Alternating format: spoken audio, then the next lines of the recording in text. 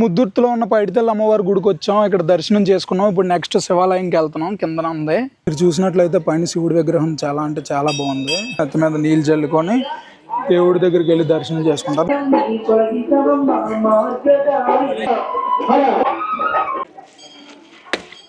నీట్గా కొండల మధ్యలో ఒక నది.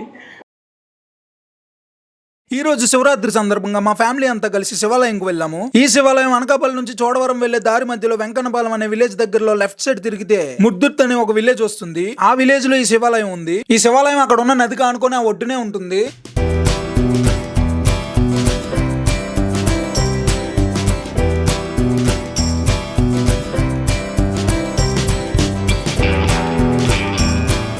ఈ శివాలయానికి వెళ్లే దారి మధ్యలో ఒక కొండపై పైడితల్లి అమ్మవారి గుడి కనిపించింది. మా అమ్మగారు ఆ గుడికి వెళ్లి అమ్మవారి దర్శనం చేసుకుందామని చెప్పారు. వెంటనే కారు ఆపి అమ్మవారిని అయితే దర్శనం చేసుకున్నాం. ఆ గుడి మొత్తం చూడడానికి చాలా బాగుంది. అమ్మవారి రూపం కూడా చాలా అద్భుతంగా ఉంది. మీకు వీడియోలో కనిపిస్తుంది.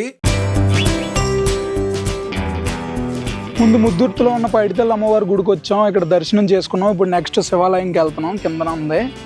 ఈ అమ్మవారి గుడిని రీసెంట్ గానే నిర్మించినట్టుంది. ఒక చిన్న కొండపై కట్టారు. నెక్స్ట్ ఇంకొంచెం ముందుకెళ్తే శివాలయం కనిపిస్తుంది. ఫైనల్లీ మనం కొంచెం ముందుకు వచ్చిన తర్వాత శివాలయం దగ్గరకు వచ్చేస్తాం. ఈ శివాలయం ఊరి చివరన ఉన్న మహాప్రస్థావం పక్కనే ఉంటుంది. ఈ రోజు శివరాత్రి సందర్భంగా ముద్దుర్తి వచ్చాం. ఇక్కడ శివుడి గుడి ఉంటుంది. శివుడి గుడికి దర్శనం చేసుకోవడానికి వచ్చాం. అలాగే ఈ నదిలో ఒక స్పెషాలిటీ ఉంది. 3 నదులు కలుస్తాయంట. సో అది కూడా చూడడానికి వచ్చాం.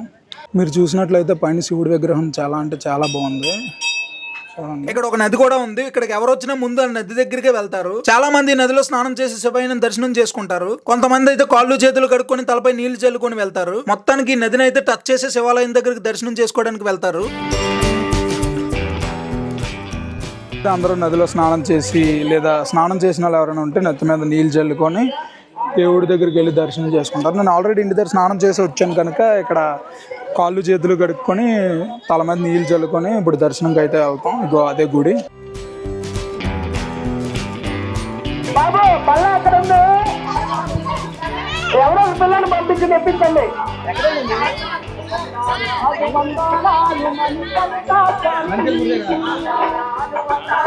చాలా మంది ధ్వజస్తంభానికి పూజలు చేసి దండం పెట్టుకుంటున్నారు. మేము కూడా అలానే దండం పెట్టుకొని గుడి చుట్టూ 3 సార్లు ప్రదర్శనలు తిరిగి కొబ్బరికాయ కొట్టి దేవుడికి దర్శనం చేసుకోవడానికి గుళ్ళోకి వెళ్ళాము.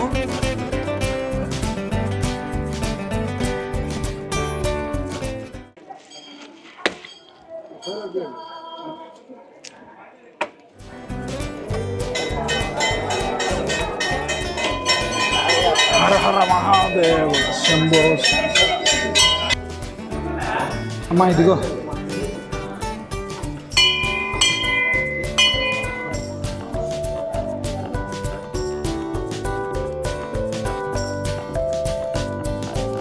గుడి మొత్తం జనాలతో నిండిపోయింది. అస్సలు ఖాళీ లేదు. చాలా మంది వచ్చారు. గుడి కూడా చాలా బాగుంది. శివలింగం ఎదురుగా నందీశ్వరుడు కూడా ఉన్నాడు. ఇక్కడికి వచ్చిన ప్రతి ఒక్కరు నందికి కూడా పూజ చేసి దండం పెట్టుకుంటున్నారు. నేను వెళ్ళిన ప్రతి టెంపుల్లో వినాయకుడి విగ్రహం అయితే ఖచ్చితంగా చూస్తున్నాను. అలా ఎందుకుంటుందో మీకు తెలిస్తే కమెంట్ చేయండి. నందికి శివలింగానికి దారి వదిలేసి భక్తులు దేవుడికి దర్శనం చేసుకుంటున్నారు. శివుడికి భక్తులు తెచ్చిన పాలు, పెరుగు, నెయ్యి ఇలా రకరకాల వాటితో అభిషేకాలు చేస్తున్నారు. నేను నంది కొమ్ముల మధ్యలో నుంచి శివలింగం చూస్తే శివలింగం చాలా క్లియర్ గా కనిపించింది.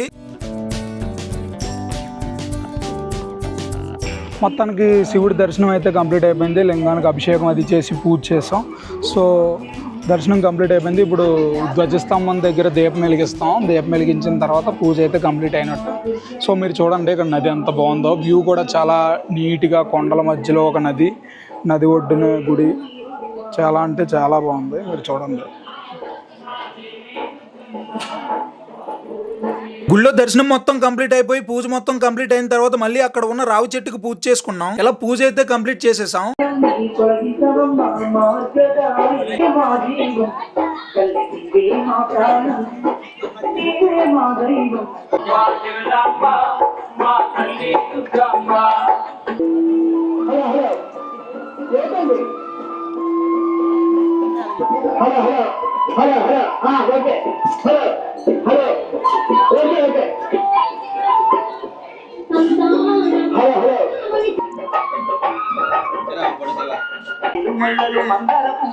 ఫైనల్లీ దర్శనం అయిపోయింది. దీపాలు పెట్టేసాం, దండం పెట్టేసుకున్నాం. మొత్తానికి ఈ ఇయర్ శివరాత్రికి ఇలా శివుడికి అయితే దర్శనం చేసుకున్నాం.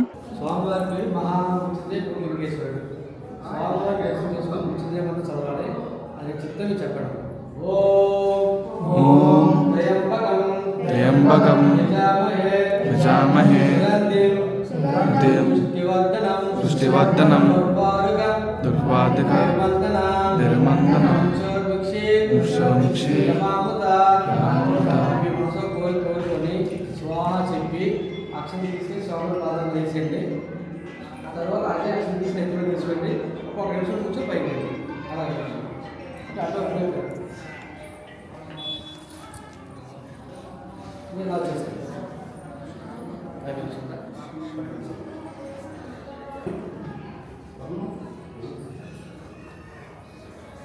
మీ మనసులో కోరుకొని స్వాహ చెప్పుకుంటూ ఈ అక్షంతలు స్వామి ప్రాణం చేసేయండి.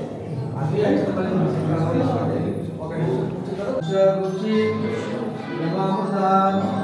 మీ మనసులో కోరుకొని స్వాహ చెప్పి ఆ అక్షంతలు తీసేయండి. స్వామి ప్రాణం చేసేయండి. అవే అక్షంతలు మళ్ళీ తీసి ఎత్తులు తీసుకోండి. తర్వాత నిమిషం కూర్చుందాం పైకి వెళ్ళండి.